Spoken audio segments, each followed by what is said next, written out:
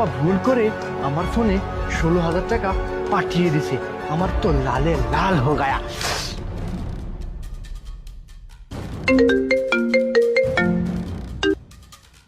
Hello hello ভাইয়া, শুনুন না, আমি না ভুল করে আপনার নাম্বারে না 16,000 টাকা পাঠিয়ে দিয়েছি।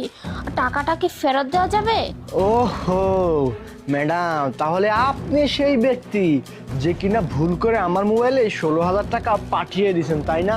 আই এম সরি ম্যাডাম, টাকাটা তো আমি ফেরত দিতে পারবো না, কারণ টাকাটা এখন আমার মোবাইলে চলে আসছে। I am sorry. ভাইয়া শুনুন না, বলছিলাম কি, আমার মা না খুব অসুস্থ, আর এই টাকাগুলো না পেলে না আমার মায়ের চিকিৎসা করতে পারবো না। প্লিজ আপনি টাকাগুলো ফেরত দিয়ে দেন না। না না ম্যাডাম, আমার কাছে ওইসব নেকা কান্না করে কোনো লাভ নেই। আমি একটা শিমর পশু, বুঝতে পারছেন? যে আমার মোবাইলে একবার টাকা দেয় সেই টাকা সে কখনো ফেরত পায় না। এতে আপনার যা হয়ে যাক হোক, কিন্তু আমি আপনাকে একটি কানা করিও ফেরত দিতে পারবো না। দেখুন না, এমনটা করবেন না। যদি ওই টাকাগুলো না পাই তাহলে কিন্তু আমার মায়ের চিকিৎসা হবে না। প্লিজ আপনি টাকাগুলো ফেরত দিয়ে দেন না। আচ্ছা ঠিক আছে ঠিক আছে, আমি আপনাকে টাকাটা দেব, তবে সব টাকা আমি আপনাকে ফেরত দিতে পারবো না। আমি সেফ, আপনি আমাকে কত টাকা দিয়েছেন? 16,000। আমি শুধুমাত্র আপনাকে 8,000 টাকায় ফেরত দিতে পারবো, আর বাদ বাকি 8,000 টাকা আমার। যদি হয় তো বলুন, না হলে একটি টাকাও ফেরত দিতে পারবো না। আচ্ছা আচ্ছা ঠিক আছে, আপনাকে সব টাকা দিতে হবে না।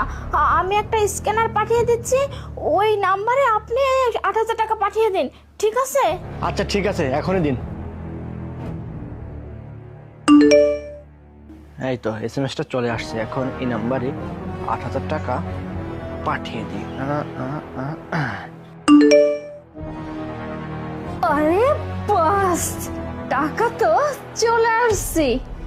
আসলে এই লোকটা বোকা, সিগারেট খেতে খেতে মাথাটা একদম চলে গেছে, বুঝতেই পারে নাই ওকে তো আমি মাত্র 160 টাকা দিছি, আর ওখানে আমি 2টা শূন্য বেশি দিয়ে দিচ্ছি, যাতে ও বুঝতে পারে ওর অ্যাকাউন্টে 16,000 টাকা গেছে। কিন্তু বেচারা ও তো জানেই না ওর অ্যাকাউন্টে আমি শুধুমাত্র 160 টাকা পাঠিয়েছি। যাই হোক, আমার ভালো হয়েছে, ফ্রি 8,000 টাকা পেয়ে গেছি। আজকে বাইরে যাব, এনজয় করব। কাম হয়ে গেছে, ব্যবসা জমে গেছে। তাড়াতাড়ি যাই, বাইরে গিয়ে এনজয় করে আসি।